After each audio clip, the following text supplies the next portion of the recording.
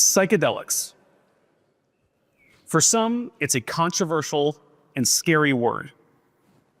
But for others, it signals one of the potentially most promising medical breakthroughs in decades. I'm Matt Sainting with DAV's Communications Department, and thank you for joining us for this important conversation. Before we dive in, I want to thank our sponsor, Otsuka, for making this conversation possible. Otsuka is a global healthcare company with a deep commitment to mental health and science. They're focused on finding innovative solutions for some of the most complex medical challenges, and they share a passion for improving the lives of people in communities around the world. So let's give Otsuka a big round of applause.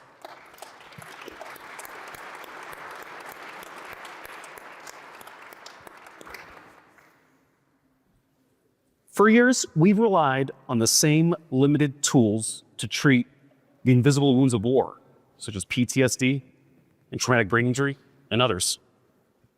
Far too many veterans are still struggling.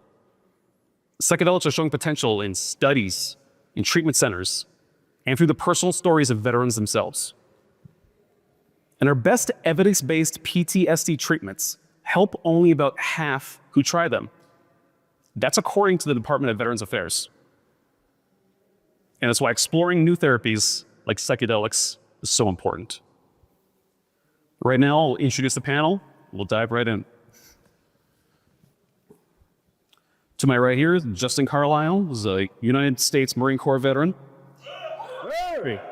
Every time. I'm in the right room. He served with 3rd Battalion, 8 Marines, with deployments to Fallujah and Ramadi, Iraq. He works as a program facilitator for Sable Warrior, which is a longtime partner of DAV, a nonprofit that provides retreat-style programs for veterans and active duty service members. Thank you for being here. Thank you. Next up, we have Robert Gallery, who was the number 2 overall NFL pick in the 2004 draft. That's something we have in common, right? And he played 8 seasons with the Oakland Raiders. Today, he's leading a movement for mental health, athlete wellness, and access to psychedelic-assisted therapies through raw and honest storytelling. Next, we have AnneClaire Stapleton, who's an award-winning international conflict journalist who's worked for CNN. She's a storyteller, military spouse, and an advocate for psychedelic-assisted therapies and trauma healing. And lastly here, we have Dr. Tom Thompson, who is Vice President of Global Clinical Development at Otsuka, where he serves as the therapeutic lead for the company's central nervous system drug development. Thank you all for being with me today.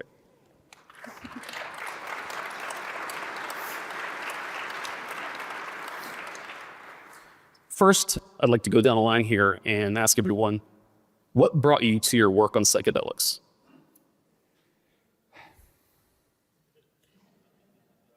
Yeah, I mean, this is where I started. 2016, I was at the end of the road. I was full of shit that I wasn't full of shit. I was dishonest about my dishonesty in life and was at the end of the road. And I found myself down into a trailer park in Campbellsville, Kentucky, the Bible Belt, if any of you know that, and did ayahuasca for the first time in 2016, and it saved my life. First time I ever experienced love. I didn't even know that existed before that experience. And that opened up a whole new realm of possibilities, and it's just been a path through that ever since. Changed the trajectory of your life. It transformed my life is the best word for it, yeah. Excellent. Yeah.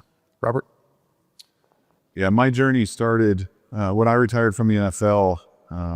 I started to spiral in a lot of aspects of my life. My rage, suicidal ideation, how I was treating my family, alcohol addiction, and I didn't know what was going on. You know, I honestly thought, I played high school football, junior high football, college football, NFL football. I had 20-some years of a contact sport, and 15 of that at a very high level. But I still didn't know that, what it had done to my brain. So I literally thought I'm losing my mind. All these things were going on. My children's laughter would send me into the most intense rage. And I'd sit in a chair shaking because I've pictured hurting them for them laughing, laying on the floor. And it took listening to a podcast of your guys' community, veterans, Marcus Capone and Amber Capone were on a podcast talking about Marcus's experience with ibogaine and the foundation they started. And I reached out to him and thinking that nothing would happen. And they called me and was introduced to ibogaine. I know nothing about psychedelics, but I had hope for the first time in many years. I was just hanging on, by a thread to that point, and I had hope.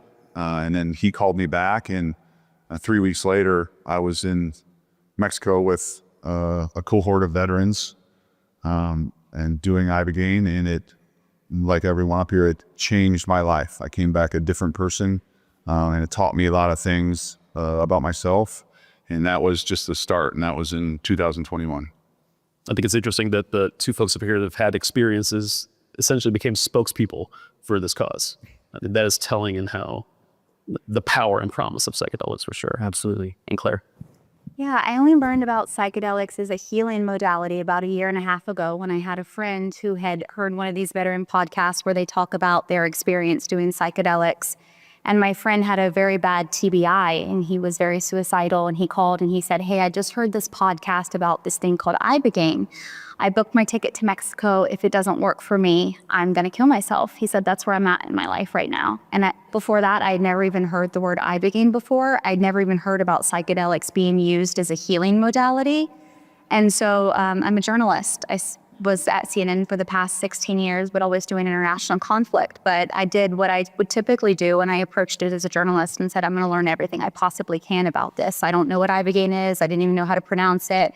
But I started interviewing and dozens and dozens and dozens of people that had been in the psychedelic space. A very, very large majority of them were veterans that had gone to Mexico to get healing, come back, and their lives were transformed in one way or another. And it almost became an obsession of mine because I didn't know that these things existed prior to that conversation that I had with my friend. And I felt it was so transformative because I was constantly reporting on war, and I had done multiple deployments to Ukraine myself. And I was having all of these feelings and struggles internally, not related to my professional career, but personally related to PTSD and things like that I couldn't even put a name to. And I went and got my own ibogaine treatment in Mexico, and it was really, really transformative for me.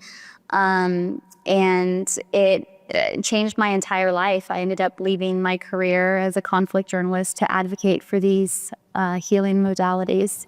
And it's been about six months now where I've gone full time to just do advocacy, awareness, and education, because I think a lot of people have never even heard about these medicines. Yeah, how many people here have heard of ibogaine? Okay. This is a very well-informed crowd most of the time. Yeah, honestly, yeah. Interesting. And there's many other psychedelic compounds too, for sure. Thank you, AnneClaire. Tom. Yes, well, mine's a little different journey. It's kind of dangerous as a psychiatrist, how he got there, because I'm going to go back to my childhood. But I won't take a long time here. But long story short, my dad actually was a Marine, by the way, so I wanted to word that in there. Was a neurologist, and I saw people needing help in the neurology field throughout my life. And I said, I want to do that. So I went to med school, and I really realized the serious impact, and significant impact, that mental illness had on people and on their families. And I said, wow, this is really an area that really needs some addressing, because there's not a lot of treatments. A lot of medicine was a lot further advanced at that time, and it's like, we don't have a lot of good treatments for people, and these disorders are really serious and impactful. So I became a psychiatrist, and then later on decided I wanted to help figure out how to develop more medications to help with these unmet needs that we see throughout life. And so I ended up in helping develop, medications that treat psychiatric and mental illnesses, mental disorders. And so over time, we still see that despite the current treatments we have now, and we have some, I think, good treatments, but there's still a need to find additional treatments. So there are some individuals who just don't respond to certain treatments.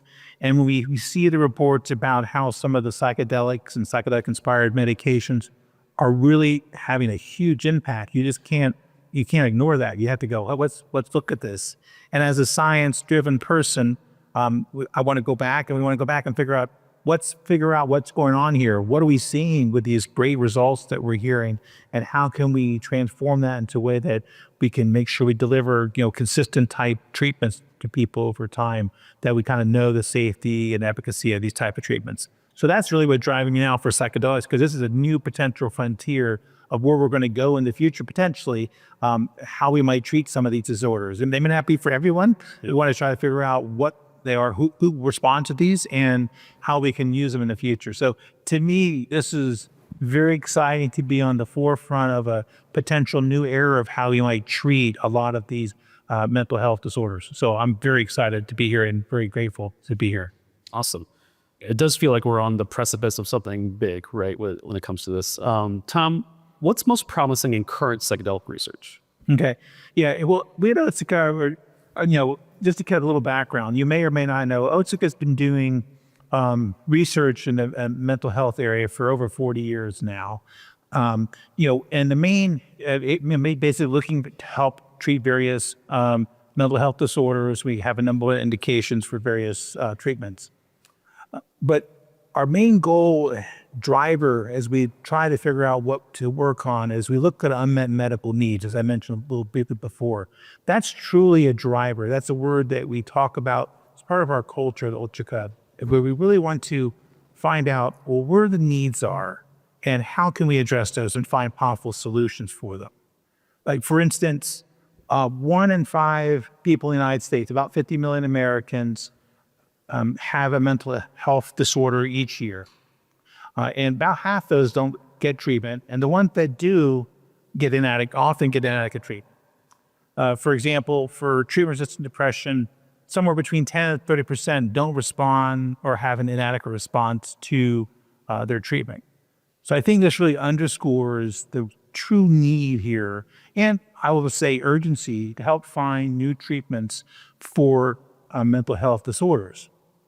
And that really is why we're interested in psychedelics, because we're seeing this has to be the potential of a new way, a new frontier, as we mentioned before, of how we might treat it. Because we may be able to give a medication that you don't have to take every day, but you have these really wonderful results.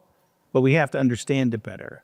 And so part of the challenge for us at Otsuka is to develop from these psychedelic or psychedelic-inspired compounds. We call them novel serotonergic agonists based on their mechanism. Or often, I hate to say it, but NSA is the terminology we use here, so you probably have different NSA abbreviation. But we have the people who call them NSAs often. And these are intrinsically different than how we see other medications currently on the market that you might be using. For instance, say SSRIs or serotonin reuptake inhibitors. Those medications act on increasing serotonin levels in the brain by preventing reabsorption. Well, psychedelic compounds or novel serotonergic agonists work differently. They actually work directly on the receptor. And by doing this, they stimulate the brain, nerve growth. In essence, you're getting a rewiring of the neural circuits in the brain, which is one reason why we think we may see some of this long-acting duration of effect. It regards to improved mood, decreased anxiety, and other mental health benefits. This neuroplasticity is what we call it. So we still need to understand that, though. A lot of this is sort of in the we think stage. We think this is what it's doing, this think is how it's working, but we want to understand it better. There are a lot of challenges. For instance, each person has a different experience, so those something you have to take account for. The responses are variable. And then we think about maybe developing a treatment that you can give broadly. You want to really understand the right patient population, like who's the right patient for this. And there may be some patients that it's not a good idea for, and it may not work well. There are others where it may work really good in. So you want to identify the right patient, the indication. It may not work well in every indication. It may work well here, but not here. And then things that we may think are relatively straightforward, but what dose do you give? How frequently do you give it? Those are a lot of things that we have to really understand so you can take these drugs.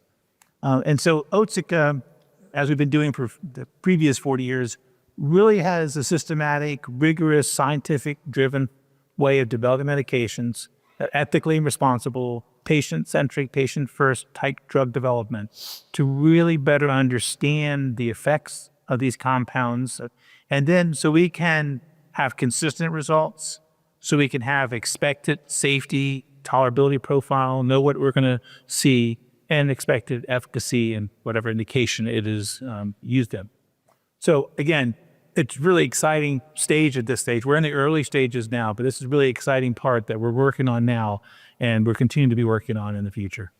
So interesting. Yeah. The way I think about this, if the brain is forest, has all these different trails, and over time, some of these trails get very well worn and you're in the habit of going there, and some of them are scary or traumatic. You're re-experiencing the things over again. And what psychedelics can do, from what I understand, is kind of create new trails where you're kind of rediscovering yourself for the first time. And that's sounds a little counterintuitive, but when you talk to folks who have had these experiences, that's very much what they report back. But how do these treatments compare to the conventional approaches available? So I mentioned briefly like SSRIs or serotonin re-upping inhibitors. So those are medicines that work very effective for some people. And the way they do is they increase serotonin levels in the brain and the neurons by preventing reabsorption of serotonin. That is very different than what the psychedelic or psychedelic-inspired compounds or NSAs, we'll use a lot of different terms here, but novel serotonergic agonists work. As I mentioned, it's that reconnecting the brain, the recircuitry, the neuroplasticity that is different. These compounds work directly on those receptors, the serotonergic receptors. Often it's the 5-HT2A receptor, but there are plenty others. And that rewiring, for lack of a better word, of the brain, we really do think is going to be helpful. And that is one of the promises that we have to see how it turns out and doing research and see how that works and see if it does what we think it's going to do. But that's different than the current treatment because this really is activating like neuron growth, if you will, in parts of the brain. What are some challenges of psychedelic research? I know we talked to some doctors and whatnot, and there's issues with, double blinding. If you take a psychedelic, you have it, so like, or so I read. So it's a little hard to maybe compare that with to have a control group. But what are some other challenges with current psychedelic research? Well, yeah, blinding is obviously a challenge that we'll have to look into. We work very closely with the FDA and other agencies to try to understand how best to proceed in those type of parts of it. But I think some of the real challenges too is really, as I mentioned before, systematically studying how these work and really do a science evidence-based activity to figure out what the next step are, because you really want to find out, how it works in each individual and each indication. And what, like I mentioned earlier, what indications. So we really want to figure out very closely how these things are interacting with the various indications we're thinking about, trying to find the right dose, trying to find how frequently, the concept of being able to give a medication, and then have a relatively quick response and not have to take daily medication, then come back in the next period of time. That to me is truly transforming. That to me, from my perspective, is one of the most exciting things that as a psychiatrist, we can offer patients, because here you totally change the way you will treat some of these individuals. When they come in, you get treated, you come back in X time. Again, that's where the research is going to tell us what to do and how to do it. So it's consistent and reliable with individuals. That's the exciting part. Well, understanding the science is very important, but so are the real life stories. So let's hear from some of the other folks here. How do these experiences play out personally? What was life like before you encountered psychedelics? I'll take that. And I like that you brought it up here. I really appreciate all the scientific knowledge that Tom has. I'm not in that domain. I speak a different language. Yeah, Marine.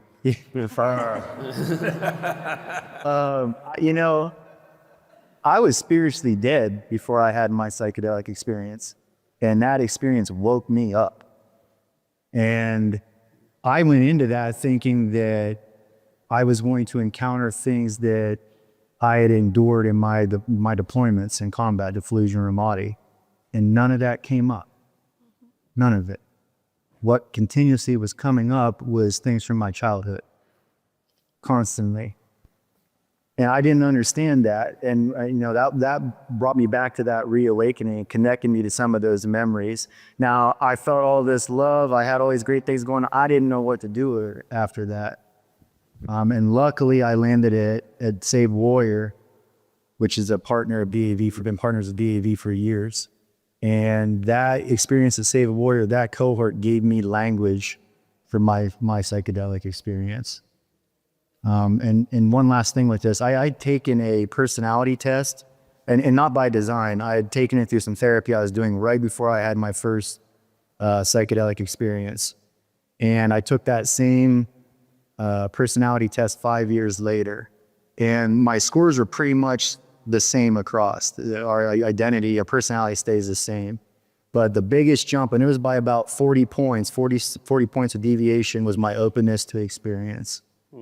It opened me up again. That's when I say I had a spiritual awakening. It awoke me to the possibility of life again. I think the same thing people talk about when they have done like the MDMA-assisted psychotherapy, going to a therapist or two and talking about the worst days of your life are hard, and they're not fun. And what MDMA can do, from the folks who been in the studies, kind of lowers the barrier to that, where all of a sudden you're like, wow, I want to talk about this, because they're asking this question and you feel some more connection. And it's a way of kind of, I don't want to say speeding up the therapy process, but maybe kicking in the door a little bit more, so like that. What about you, Robert? What was life like as a former professional football player?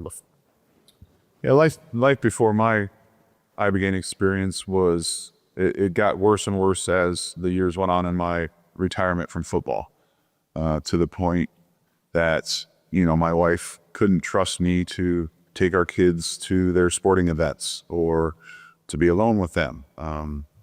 Thank God I never put a hand on them, but the emotional side of the reactions I would have to the most minute things, I put my family through a lot of trauma, a lot of mental trauma that I didn't know. I was, in that moment, these things were going on, the brain fog, the rage, the depression, the suicidal thoughts, talking about it, talking to my wife, telling her, here's everything, here's my retirement, here's this, like, I'm a burden on you guys. It's better off that I'm not here. And that's a scary place to be in, because I meant it. And in that time, as a lot of you guys in your community know, that's, a friend of mine who took his life, who was a veteran, he told me, no one wants to commit suicide. They want the noise to go away. And I wanted the noise to go away. And I didn't know what was causing it. And it was everyday struggle to, my wife told me, she said, every day you left, I didn't know if you were coming back. So that was my life for a couple years, going through. I did all the things in modern medicine.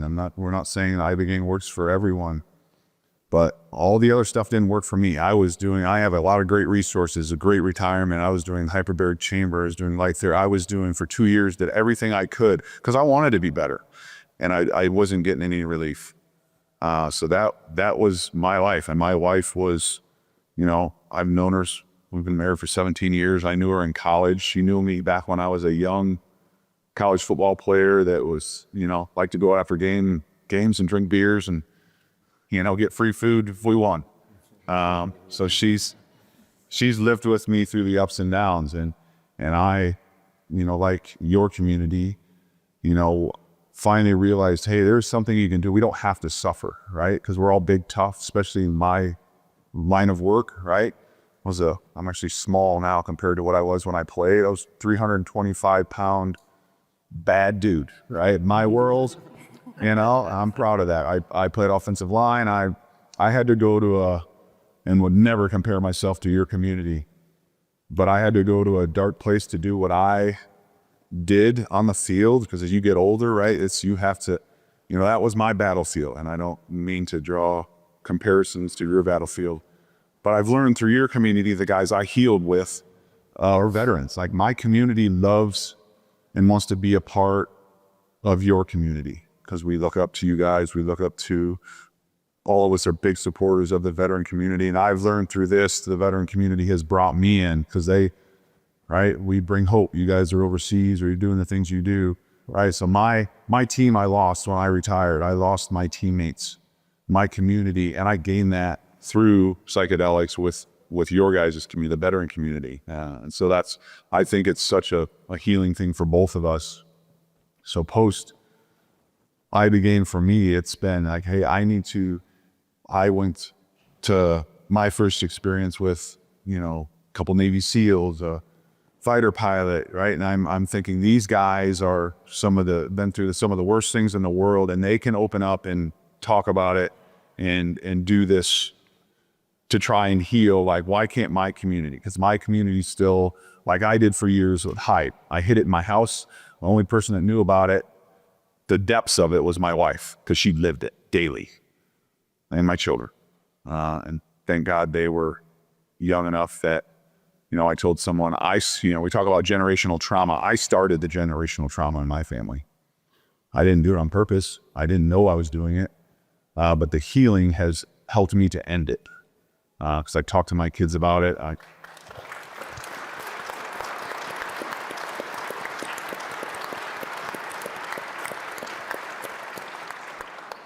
So post treatment for me in my life now is to get back to let my community know, hey, there is healing. You don't have to suffer, right? To your community. I want to be a part of your guys' community, because our community looks up to your community. And I think it's likewise, there's a lot of crossover, right? And it's a genuine, because I could sit in a seat and hear, I would guess, next to any one of you and talk about my experiences and be open about it and talk about my kids laughing and wanting to strangle them, right? And I'm not going to get that look that I've got before from someone that doesn't understand what happened to my brain from playing 20-some years of football.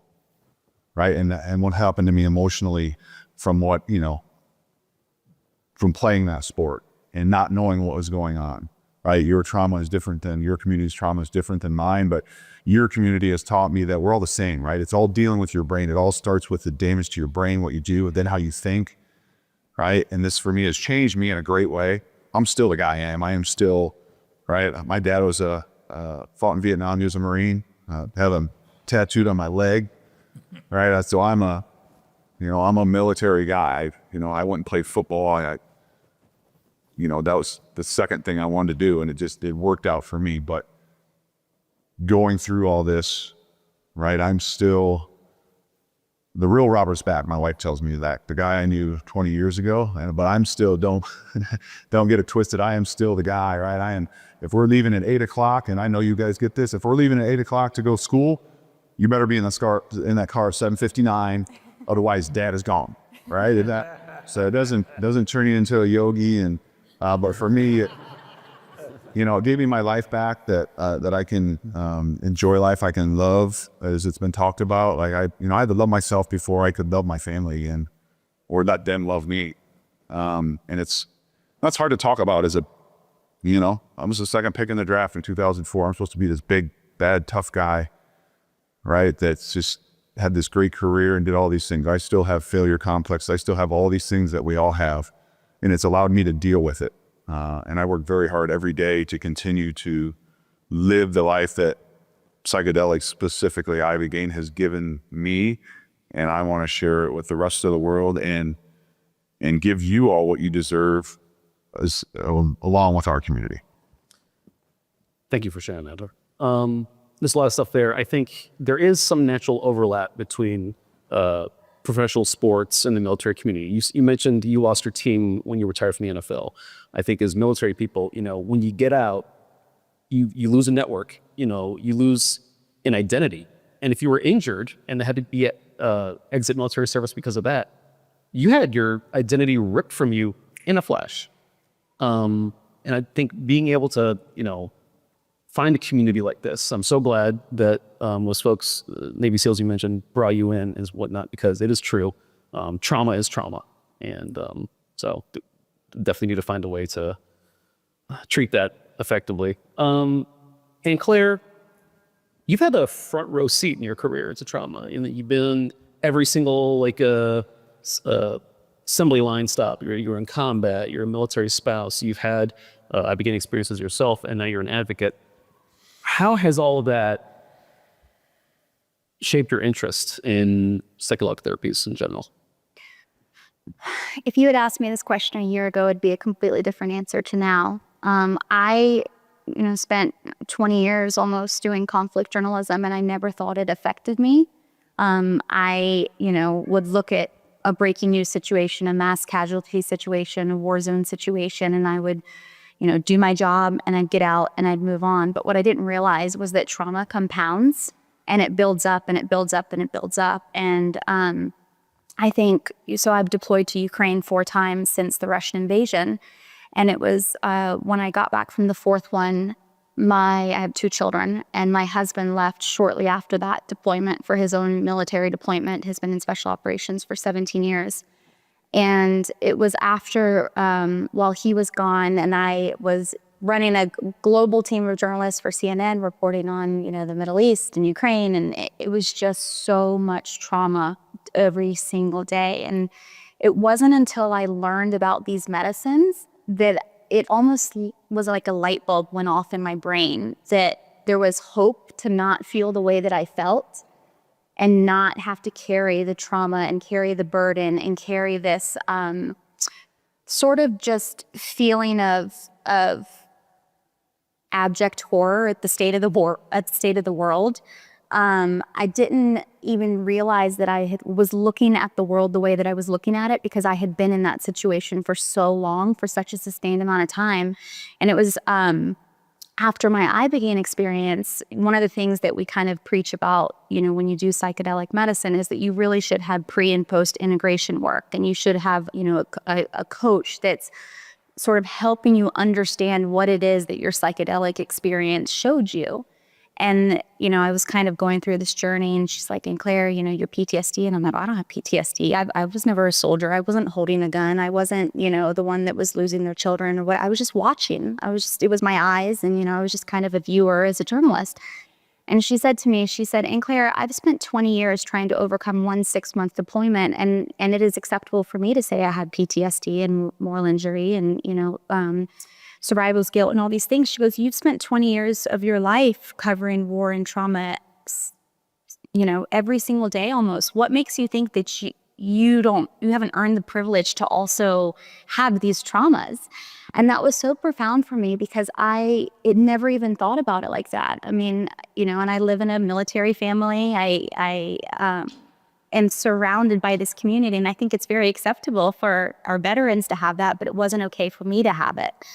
And so that was kind of a light bulb moment for me. And the more I learn and the more coaching support that I do, and each medicine journey shows you different things, but it's taught me that it's okay to release this trauma that we're carrying, but it's okay to even identify that you have trauma.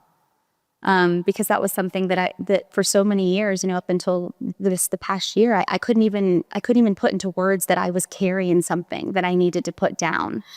I had a complete inability to relate to people. Like, I live in these, kind of beautiful upper middle class suburbs, and I could not relate to anybody around me at all, because I was like, none of these people have been to war. They have no idea what the real world is like. Everything here is just, rosy and perfect. And, I don't care about the PTA, or I don't, like, whatever it was. It was really hard for me to relate to people that weren't, veterans or conflict journalists or living in a war zone, because I had just made that my entire identity with my career. But that means that I had lost myself. I had lost the ability to be a present mother. I had lost the ability to be a present spouse. And it was through these healing journeys, these medicine journeys, and this is all language that I've learned over the last, year. If you were asking me about this a year ago, it'd be very different terminology. But I do believe that these are medicines. I believe that they have the ability to heal people, bring people back from the brink. And it certainly did that for me. It's made me a better and more present mother. It's made me a better person in my community, because now I can actually relate to people versus just feeling very closed off and feeling like I was a world of one. You know, just feeling all of these emotions and feeling sadness and feeling overwhelmed. And but it was through these medicines that it really did bring me back to life, and it gave me the ability to be able to even speak about this. I couldn't have spoken about this a year ago. I'm glad Tom brought up the information about rewiring this property in brains. Do you guys feel like your brain was rewired in a way? Yeah, before my first experience, like I had not only all the emotional stuff, but the physical stuff, the brain fog. I walked in a haze for years. This, I'm not my wife. We're like, you tired? And I'd yell at her, I'm not tired. Like, it's just, I just kept saying something's not working right. It was just this constant phase, this constant haze and constant ringing in my ears. And when I went through my experience, I'd heard all the stuff. Like I said, I wasn't hip to what psychedelics were, and then 3 weeks later, I'm down there, doing them. But they talked about the people that I had talked to beforehand, so they talked about, defragging your brain, restarting it, all these things. And, I had to have hope. But I was like, yeah, right. But I was like, I have to have hope, because if this doesn't work, I'm dead. That's where I was.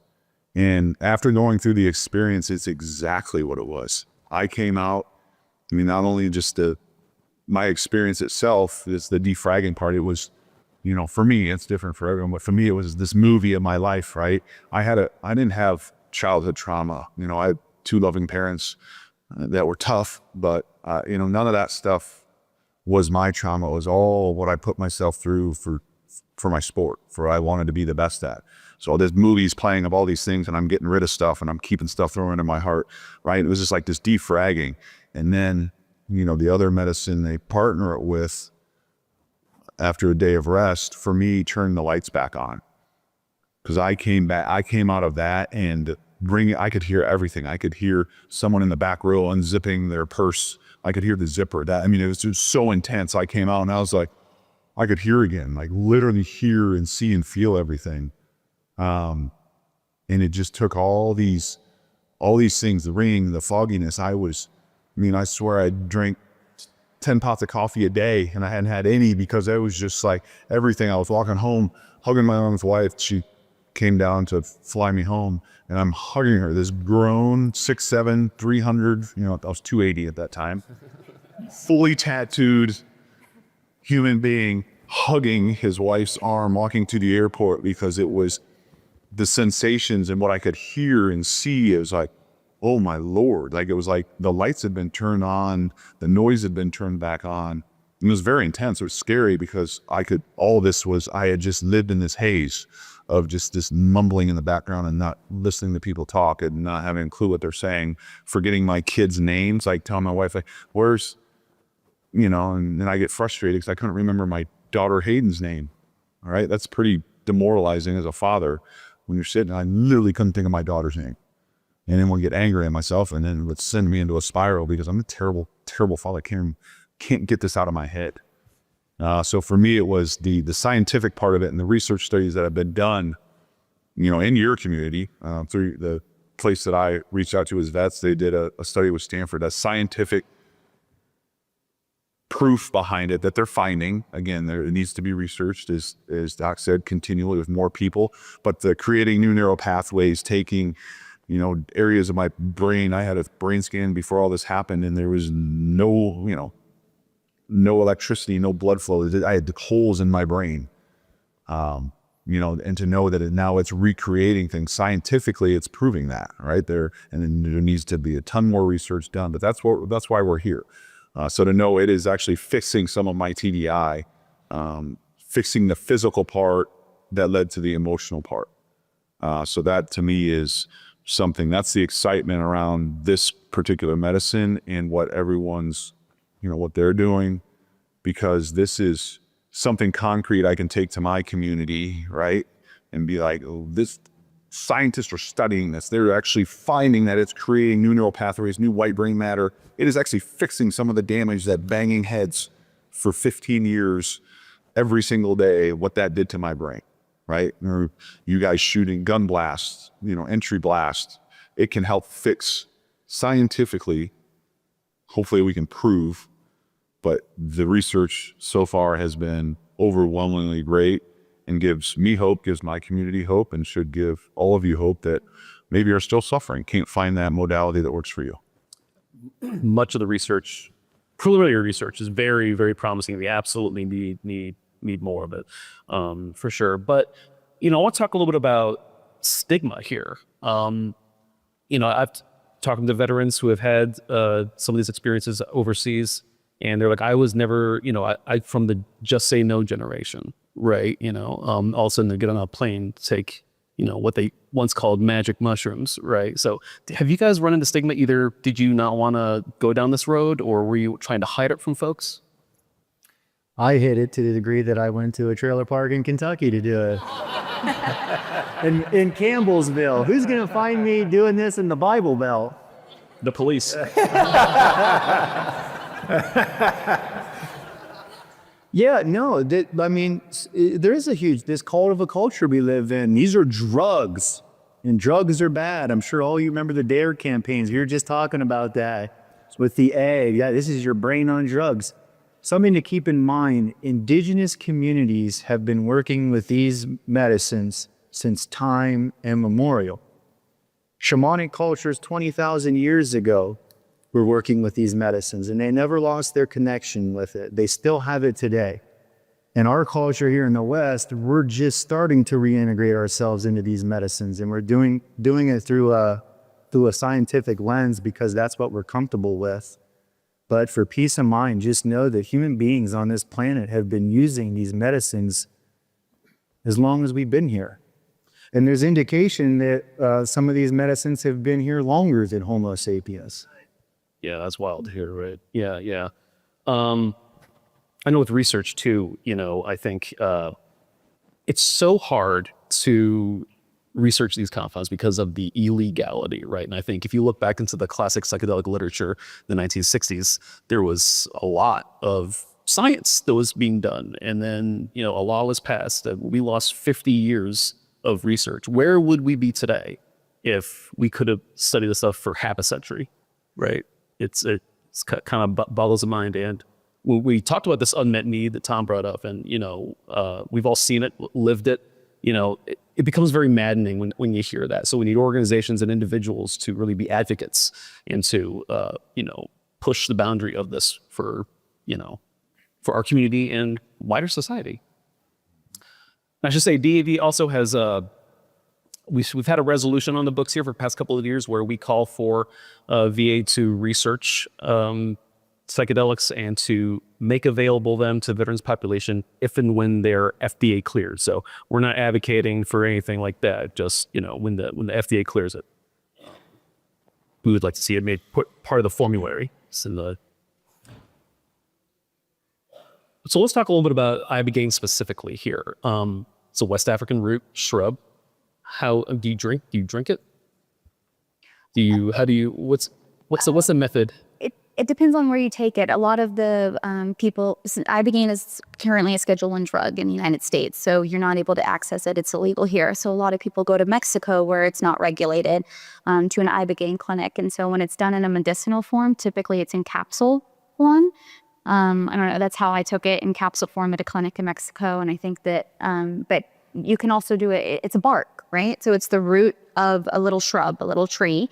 And I think the indigenous communities, they would drink it in a tea or they chew on the bark. But traditionally, or typically now, if you're going to a clinical setting, because ibogaine does have some risk factors, it has heart risk factors. So you should do it in a clinical setting where they have doctors on site, EKG, monitoring your heart, things like that. It's done in a capsule form. Yeah, this, if you talked about the Stanford study a little bit ago, they took ibogaine with magnesium to kind of protect their heart because it has been put strain on the heart, certainly. What are some myths or misconceptions about psychedelics that you've encountered out there when you talk to people? Well, I think one of the misconceptions is that this is kind of a fringe, hippie sort of peace, love, Woodstock situation. But I was a part of the team in Texas that just passed this massive legislative, publicly funded $50 million. So I bring that up because, Texas is a conservative state, and the way that we got lawmakers to care about this initiative is we put veteran faces in front of it. Texas would not have happened without veterans. We brought in a bunch of veterans who had gone to Mexico for ibogaine treatment, who were willing to share their stories with lawmakers, and that is what made that initiative happen. That was the largest public funding for psychedelic research in the world. And it happened in Texas, that was signed by the governor this past June. And I can say with 100% certainty that that would not have happened if we didn't have the veteran voices. Yeah.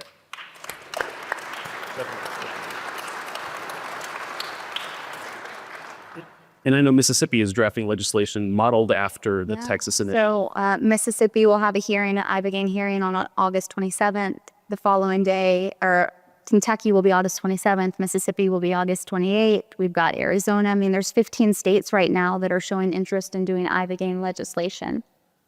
And what we're doing is essentially setting up different laboratories of experiments with psychedelics, because the federal policy is you can't, of course, it's illegal. That's why veterans are going to Mexico and Peru and Jamaica and other places. And in the richest country in the history of the world, that it's soldiers, Marines, airmen, coasties, sailors have to go abroad to get the treatment that they want and need.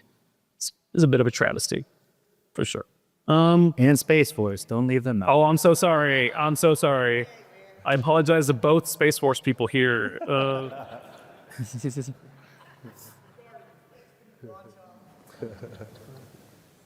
What gives you hope for the future of psychedelic therapy? And anyone, please jump in. I mean, we're having this conversation here at the DAV conference. I mean, that gives me hope.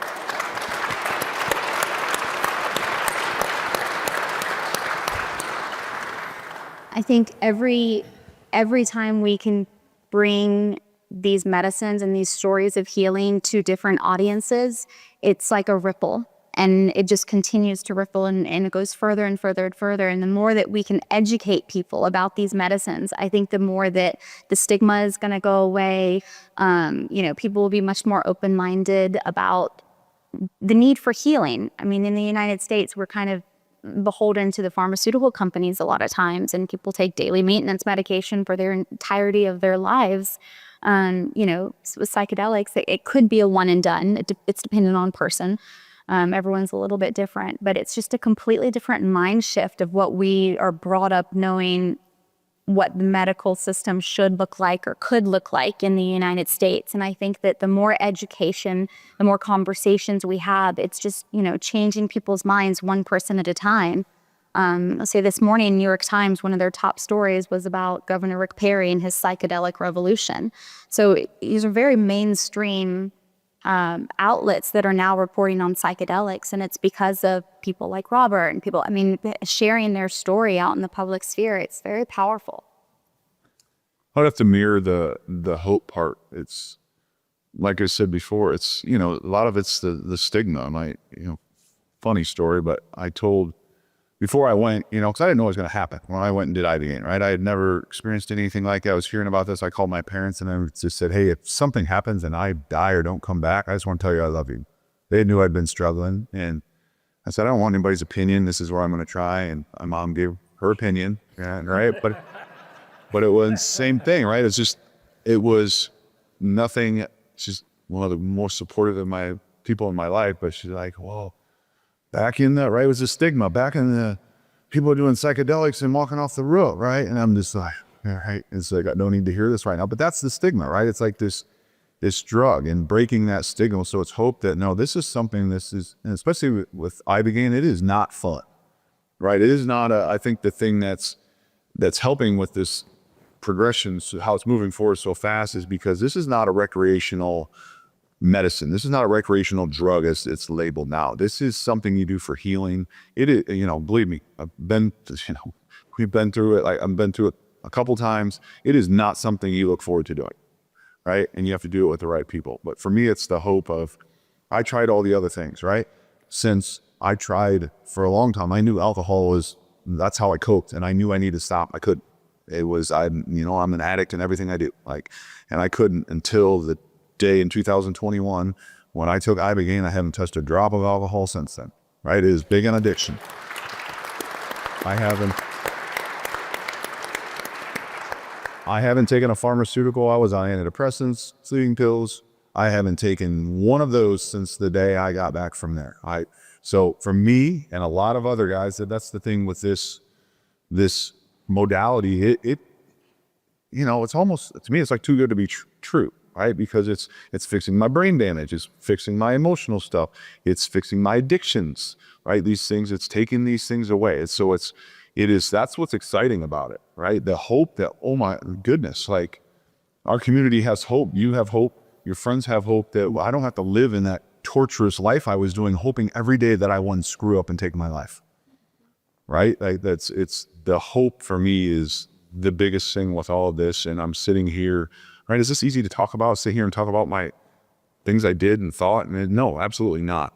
But if it can help someone, right, to look into it, to experience it, to help move the legislation forward, to help it be studied, then, I'll sit and go through that. Definitely.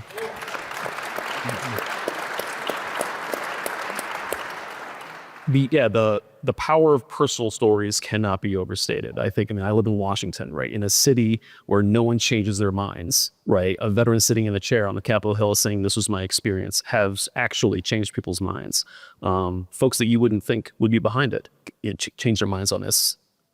What were some of the stories that you were telling the Texas legislature helping to connect them with for the ibogaine initiative? Well, I think in the military community, it's a small community where we are less than 1% of the country. And so when I would tell a lot of these veterans that came back from ibogaine treatment before they went and talked to lawmakers, I'd say, the vast majority of lawmakers that you're speaking to, they're not going to be able to relate to your, warfighter experience. But what they can probably relate to is substance abuse, because it just so happened that all the veterans that were speaking to lawmakers also had substance abuse issues prior to their treatment, whether that was alcohol or opiates or, you name it. And I think that by sharing a story where, you're trying to convince a lawmaker to support this initiative, how do you do that? You get them to think about their family members that could potentially be benefited from these medicines. I read a statistics that it was as high as 1 in 4 people struggle with addiction. And if these medicines can help people with addiction, that's a vast majority of the population, much bigger than the military community is. And so when we were educating lawmakers and educating the staff of lawmakers to try and get them to vote yes on this, it was really reinforcing that this is not just for warfighters. This is not just for people that have been to war and have PTSD and a TBI. This is for everybody. And I don't say that like everybody should have, free reign, but we're talking, the moms in middle America that are depressed and they don't know why. And, I think that there's such a large population that these medicines could help heal. And when we educate, lawmakers, what I was trying to do with the veteran voices is get them to be able to recognize within their communities who it is that could this potentially be benefited from. And it was incredibly successful. It was like light bulbs going off while you're watching these representatives and senators hearing about this. Like, oh, it can help with substance abuse, or oh, it can help with depression, or oh, it can help. Oh, my son played football for his high school career and he got a bunch of concussions. It can help that too. And so it was just sort of opening up the conversation to get them to think about it, that this is not just for veterans. This is for potentially anybody that's suffering from trauma. Everybody has trauma in one way, shape, or form or another. And so I think that was really pivotal to get them to, it was almost like we educated them so much through the veteran voices that they couldn't say no, because there was really no argument at the end of the day. They had nothing that they could come back and say, well, I'm not going to support it because of this, because we educated them enough to where they said, well, why wouldn't we try? What do we have to lose? Definitely. I think stigma. The other side of that coin is, I think, folks who may be a little too excited about when they hear psychedelics. And as you say, it's not fun. There's nothing cool about talking about these horrible times in your life. But what are some strategies to counteract that, to kind of, to less tie-dye, more white coats, right? We want to get to a place where we're talking about it only as medicine. What do you think some strategies are for that? As someone who went there.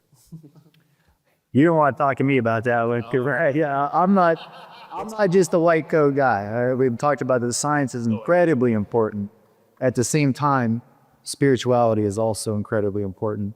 And I also don't knock people that just want to go do these at a rave. Or the culture that we've lived in has made these illegal and demonized them. So we have this idea that we got to hide it and you feel nasty about it. It doesn't have to be that way. Proper set and setting is everything. Yeah, I'm glad you brought that up. Again, in the the classic psychedelics literature, what's some of the most important aspects of it are the environment you're in and the mindset walking into it, right, with intention, right. And there are folks who have definitely gone to raves and whatnot, and they just want to have a good time. Yep. And what we're finding now is, well, this also has real implications for people who have incurred trauma. Yeah.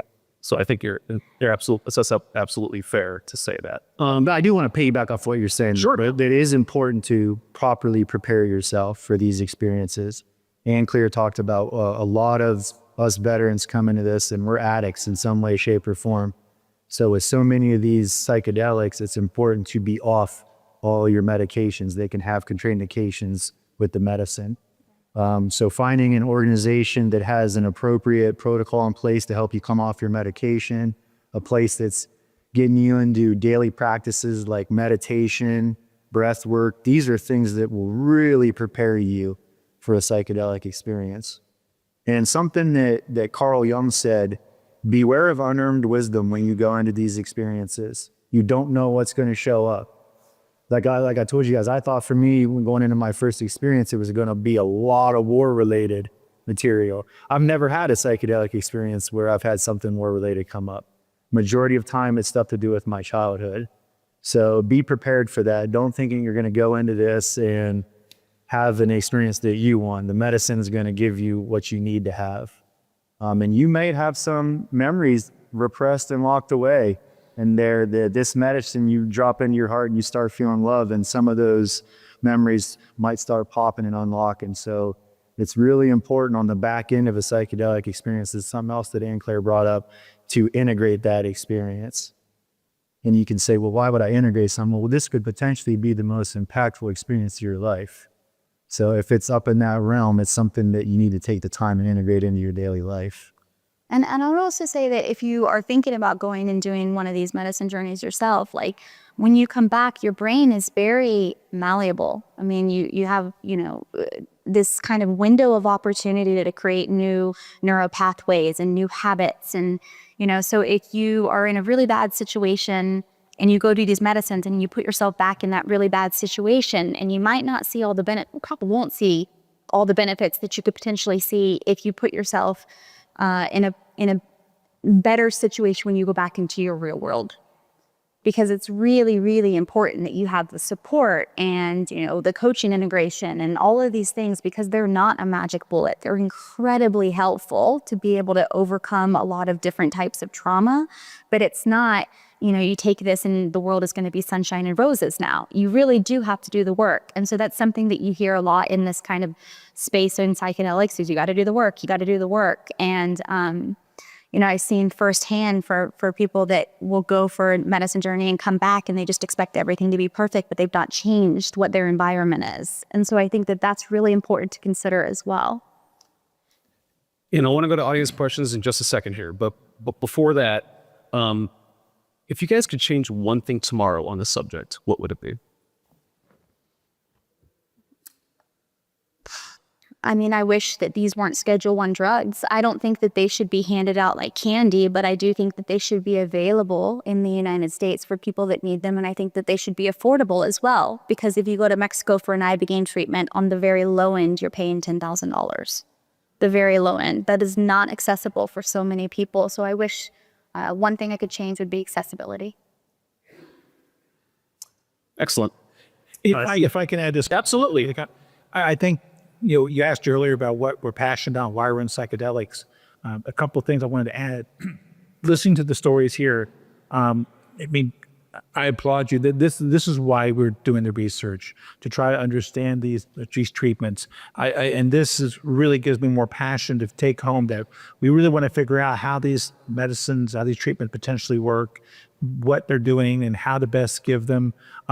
This gives me hope, gives us all hope, I think, to figure out how we can understand what's happening and how to do further research systematically to understand what's going on so we can deliver medications that will help give you expected results and know what the safety, what the side effects are going to be, and know how to expect efficacy. I really thank you. Your stories have been really motivating to me personally to understand what you're doing, and I just want to thank you. Yeah, let's give them a round of applause then.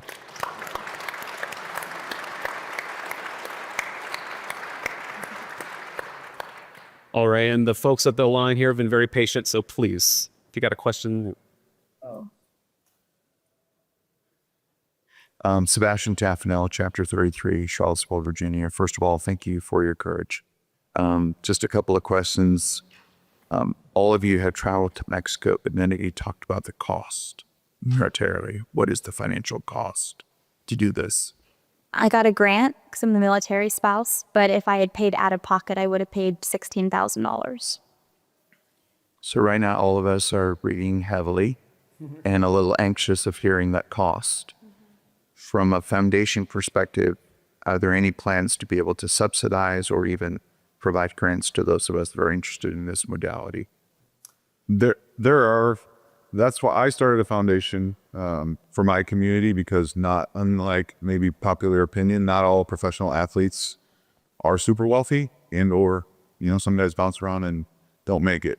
But on the cost side of it, I did pay for myself to go. So I would say on the low end, you're at $7,000 and on up.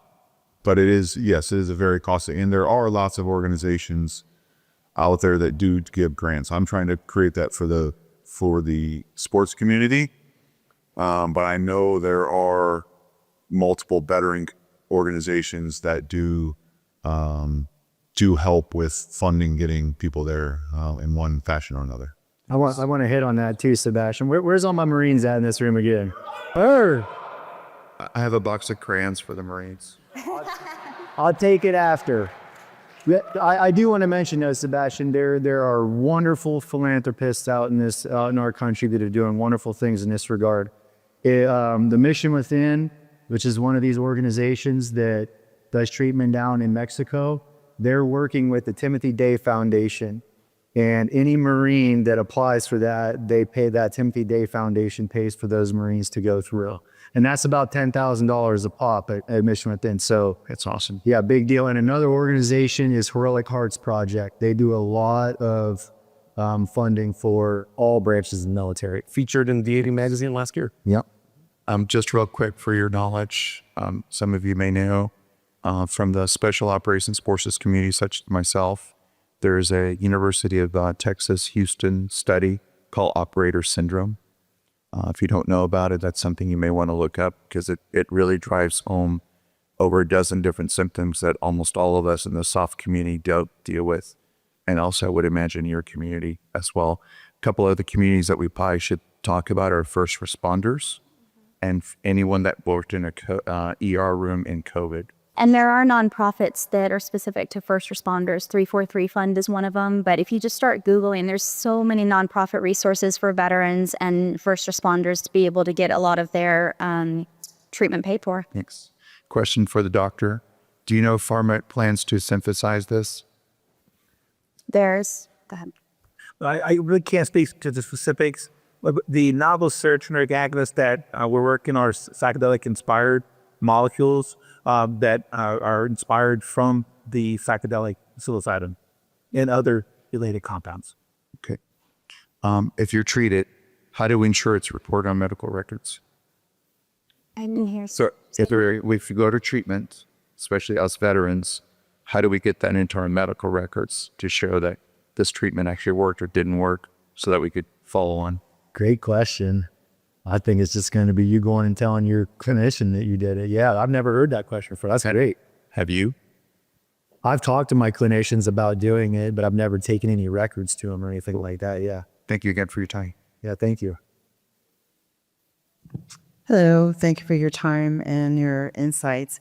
Kathy Valdivieso, State of Virginia, Chapter 10. I too grew up in the Dare, Fried Egg, Any Questions era. So me personally, I'm afraid of having a bad trip, like they said. So what are the, you mentioned the ibogaine and some of the indications for heart conditions and things like that. And is that true for all psychedelics? And what are the known side effects or risk factors for psychedelics? Thank you. Well, ibogaine is the only one that I know that has the heart risk. They've been able to mitigate that in clinics by providing magnesium, which kind of surrounds your heart in a protective layer. And I don't have a medical background. I should probably have said that before I started talking. The other psychedelics like psilocybin, ayahuasca, MDMA, they don't have the heart risk factor that ibogaine does. That's why I kind of preach, if you think that ibogaine is something that you need to go do, please do your research on your clinic that you're going to. If they're not doing pre-screening, EKG tests, asking you what medications you're on, you really shouldn't go there because there are risk factors that can be mitigated, but you need to have somebody that knows what they're doing, a clinician and a doctor that has a lot of experience giving those medications out. And as a follow-up, is there any kind of sort of list that's, I know you can't really make recommendations, but is there some sort of list of recommended places that, that do know what they're doing? There are, how do I answer that? Yeah, I think there are, it's talked about, there's a lot of places out there. I've been through 2 different treatment facilities, so I can only talk about the places I've been. Mission Within was the one of them and Ambia was the other.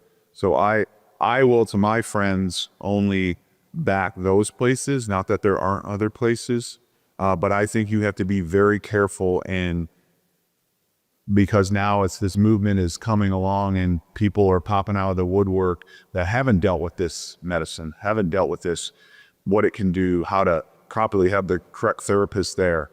So it is, and that's why we were trying to do research it, because it's a little bit of, it's going to bring in the Wild West, right? So you have to get, I've done it my whole life, someone you trust, right? And make sure you do your research, because there are opportunists that are going to come into this space, and that's what we don't want, because this is a very healing space. And so, yeah, I'm sorry I'm not answering your question with a definitive answer, but it is something to talk with someone you trust and make sure you do research and not go out on a whim that, I heard this person's doing this in here, or they're going to do it in their garage. Like, that's, it's, and that happens, unfortunately. Thank you. Hey, good afternoon, everyone. First of all, thank you for your bravery on stage today. I really appreciate this. I'm Chris Jakomick. I'm from right here in Las Vegas, Nevada. Spent my entire career almost at Nellis Air Force Base, and my career as an Air Force First Sergeant.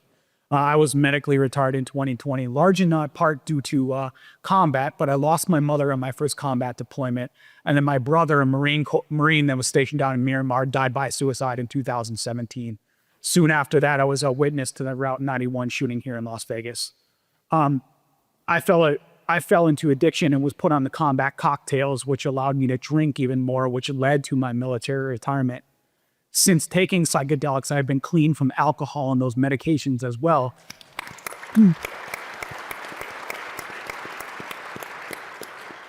And I was under the unfortunate role as a first sergeant to advise commanders to kick people out of the military for using drugs such as psychedelics.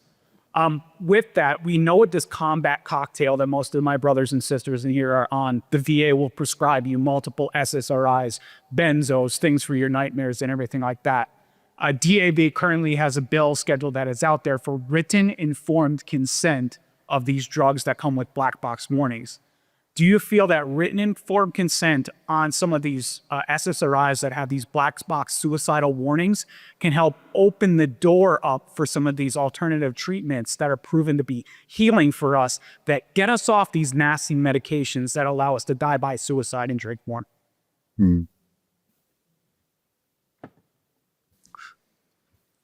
don't know how to answer that question. I think that, yes, I mean, I do know, I do believe that these medicines can help get us off these cocktails. Absolutely. I think that that's part of why we're advocating so hard, because we realize that there is something that's completely broken in the way that we treat trauma in this country. So that's the goal. It's going to be a long road, but we are working towards that goal. Absolutely. I think you can only share your lived experience. At least that's the way I am. But I, too, was on my own cocktail. And the time frame for me to get off all these, to go do ibogaine, right, by the time I made that call to Marcus Neighbor Component Bets, it was 3 weeks to when he invited me to come. So I called my doctors that put me on all these and like, hey, I need to get off all these in a week. And they all told me you cannot do it. And I politely all told them that, and you can about imagine what came out of my mouth. And I went cold turkey. So that's how I learned how bad these things are. And from my experience, because my doctor said, you're going to lose your mind. And well, luckily I had the support, because I did. I went off my rocker because I went cold turkey. I said, you are not taking this away from me, because I have to take. So it showed me in that experience, and the stories my wife told me and my friends told me afterwards, when I show up at their workplace raging, not knowing how I got there, how bad, again, from my experience, these antidepressants are, all these things I was on. And that's the hope to know that all that was doing was masking all those things for me. That's right. It works for some, worked for me a part of my life, when I needed it, but I didn't know how bad it was until I had to get off there.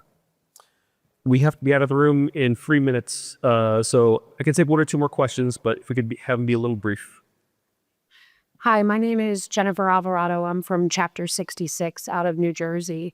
I've suffered from multiple traumatic brain injuries due to intimate partner violence and narcissistic abuse. About 5 years ago, I did a veterans guided 30-day program, and like Claire, my kids have a mother again. My question is to Dr. Thompson. I love that there's a pharmaceutical company that wants to be on the forefront of this research. But like Justin mentioned, there's a sacredness with this medication that has been around for a very, very long time. And I'd like to know, as a pharmaceutical company, how are you going to make sure that that sacredness maintains in this medication? You said the sacredness? Make sure I Yes. have you clarified. I mean, I'm not sure I can speak specifically to that, but I will say that what we'll be doing is to really understand how these treatments work and how they work. And as part of the research, we will try to understand the right patient population, that the right patients who are more likely to respond to it or less likely to respond to it, and what indications that we think will be the best. And we'll be doing studies to help us support what we think is the way forward for some of these compounds. So we'll do a sort of what I call a rigorous, very evidence-based look at these treatments to see what patients they should be used for, or best, who are likely to respond, and what indications will be best likely to respond to these type of treatments. Thank you. Hi, my name is Gigi Feo Caritas. I'm the chaplain for the state of Nevada. I left the Army in 2017. I was medically retired. I have complex PTSD, depression, and anxiety. I have been on using ketamine through infusion. I started in California. I did 18 months of it there, and now I am in Nevada and back on ketamine, and this is through the VA. Now, a lot of organizations like you here and the VA say that we want this to be for everybody, but there is an underrepresented population of females that are Black, Asian Pacific Islander, Indigenous, LGBT, And when you all do marketing, when you all do advertising, there is nobody that looks like us on a pamphlet, on a flyer, on a TV program, on a panel. So how do you expect us to come forward and say we need help when we grow up in a culture that says, pray through it? You don't need to go do this. You don't need to use a psychedelic. That's of the devil. We have to try to overcome that. But then when we sit here, we don't see anybody that looks like us. In California, I was the only Black female in the ketamine program. And here in Las Vegas, I am one of 2 women, and I'm the only Black female. What do you have to say about that? I think it's really important. I work for a nonprofit called Americans for Ibogaine, and one of the goals of mine was to have more representation for people of color, because there's just not as many in this space who are sharing their stories. And, I think it's incredibly important to be able to relate to somebody that, shares your experiences. I've met twins. They're named Cipriana and TK Kwan. They're African American, and we just actually brought them on this week as to be ambassadors for our nonprofit because we felt that there was such a lack of diversity in this conversation. So it is something that's incredibly at the top of my mind and very important. But the reality is, unfortunately, there's just not that many people of color at this stage that are talking out about psychedelic access. So when I do find somebody like yourself, I'd love to talk to you further and be able to bring those voices more to the front, because I do think it's such critically important, demographic of, we need different voices. Absolutely. And do you be able to tell that story too? If so, definitely talk to me afterwards. I was just going to, I can add, the clinical research we do at Otsuka, we try to be very inclusive in our clinical studies to be sure that everyone's represented in our type of studies that we're doing. So that's something that is part of our key commitment to really valuing every mind and everything that you do here. So we definitely take that into consideration. I am so sorry that is our time. I'll be here afterwards if you guys have any lingering questions. But give a round of applause for our panelists and also our sponsor, Otsuka.